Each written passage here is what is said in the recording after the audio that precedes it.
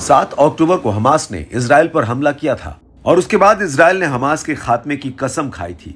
तब से तमाम उतार चढ़ाव के बाद भी युद्ध अब तक जारी है।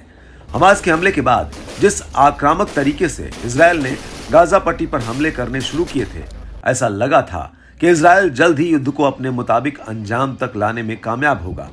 लेकिन ये इतना आसान नहीं है जितना इजराइल ने सोचा था। इजराइल के पूर्व सेना प्रमुख हलुट्ज का जो बयान सामने आया है, वो एक तरह से इसी बात की तस्दीक करता है। इजरायली कब्जे वाली सेना के पूर्व chief of general staff Dan Halutz ने कहा कि इजराइल हमास के खिलाफ युद्ध हार गया है।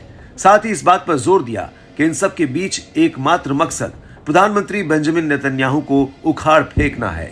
इजरायली चैनल 14 के हवाले से युद्ध के दौरान हुई बातचीत की एक रिकॉर्डिंग का खुलासा हुआ है, जिसमें सेना के पूर्व chief of general staff Dan Halutz ने कहा कि इस युद्ध में जीत की कोई यादगार तस्वीर नहीं रहने वाली है, क्योंकि इसमें 1300 लोगों की जान गई, 240 कैदियों की हानि हुई।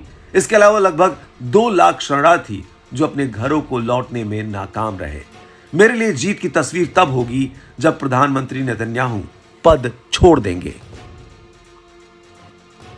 वैसे ओवरऑल अगर देखें तो हमास के ऑपरेशन अल-अक्सा की शुरुआत के बाद से इजरायली सेना की मौत का आंकड़ा 491 तक पहुंच गया है। इसके अलावा इजरायली मीडिया की रिपोर्ट के मुताबिक जमीनी ऑपरेशन की शुरुआत के बाद से हताहतों की संख्या 158 तक पहुंच गई है। हालांकि फिलिस्तीनी मीडिया के मुताबिक नुकसान का आंकड़ा और भी ज्यादा है, जिसे इजरायल खुलकर नहीं बता रहा।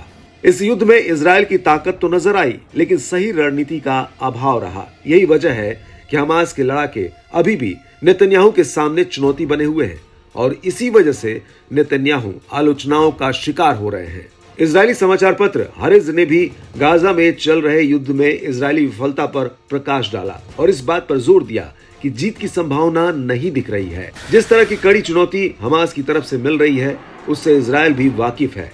यही वजह है कि हाल ही में नेतन्याहू ने कहा था कि युद्ध जल्द समाप्त होने वाला नहीं है और अब इजरायली आर्मी चीफ हर्जी हवेली ने भी बयान दिया है कि हमास लड़ाकों के साथ चल रहा युद्ध कई महीनों तक चल सकता है। इस समस्या का कोई जादुई समाधान नहीं है। अब ऐसे में सवाल उठने शुरू हो गए हैं कि इजरायल अपनी कमजोर युद्ध नीति से हमास को खत्म करने से कोसों दूर नजर आ रहा है। कसम खाई थी हमास को खत्म करने की और जमींदोज कर दिया गाजा को।